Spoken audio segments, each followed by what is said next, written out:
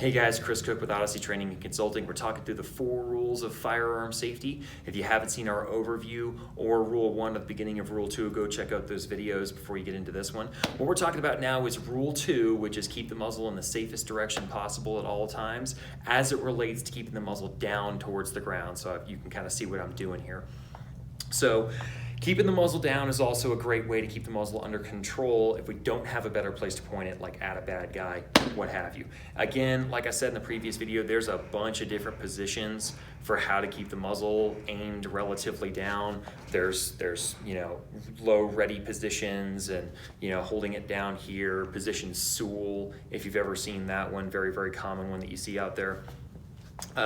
So there's retention positions and all that kind of stuff. There's a bunch of them.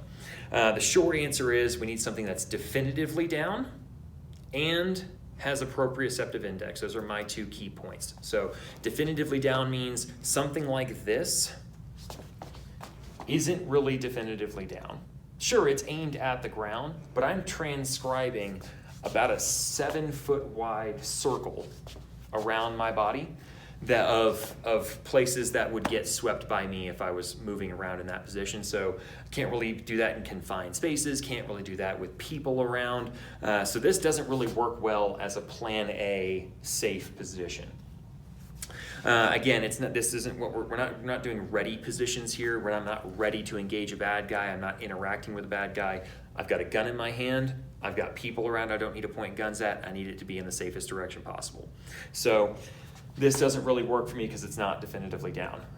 Something like position Sewell is more definitively down, but again, you can kind of see the angle off of my body is still transcribing about a 3-foot circle around me.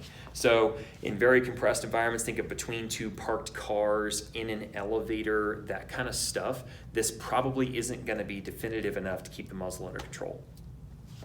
So my default position, if I've got to put the gun down and I need it to be definitive and I need it to be touching my body, I use a position that I call a hip index. Everyone knows where that bony point of your hip is right here.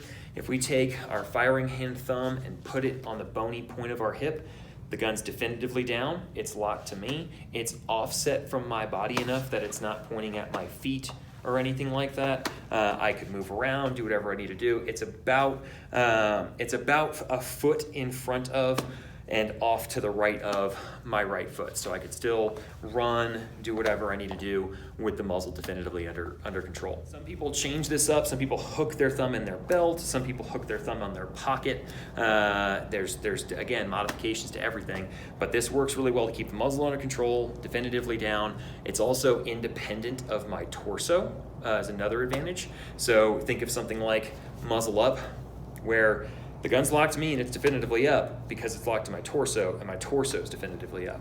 If I went from this safe position to go pick something up off the ground, we can see the hazard of the muzzle getting attached to something that's moving. If I attach to my hips aren't changing orientation nearly as much, and I could lean down and pick something up with a lot less movement in the muzzle.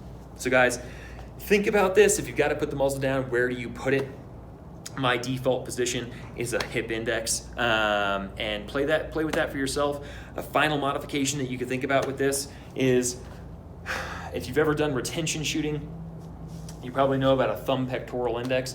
This can also be averted downwards. In old school parlance, this is called A2, or averted count 2 of the draw stroke. So this could be another option to keep the muzzle definitively down. It's a little bit more retainable from this position than it is from this position or something like that. If I had to interact with people that I couldn't point at a gun at for the moment, but I'm in such a chaotic situation that might change rapidly and I may not be able to manage these multiple people screaming in a parking lot or whatever, I might do something like this while I direct people or do whatever. So another thing to think about how to modify positions. So guys, play with it for yourself, see if it works for you. Give me your thoughts in the comments below. And if you've been taught different or heard different, again, I'm happy to discuss it. So again, drop a comment in about advantages or disadvantages or what positions you prefer. Guys, like, comment, hit the notifications bell. We're going to continue this series on how to be safe with guns. So stay tuned. Thanks for watching. Join the Odyssey.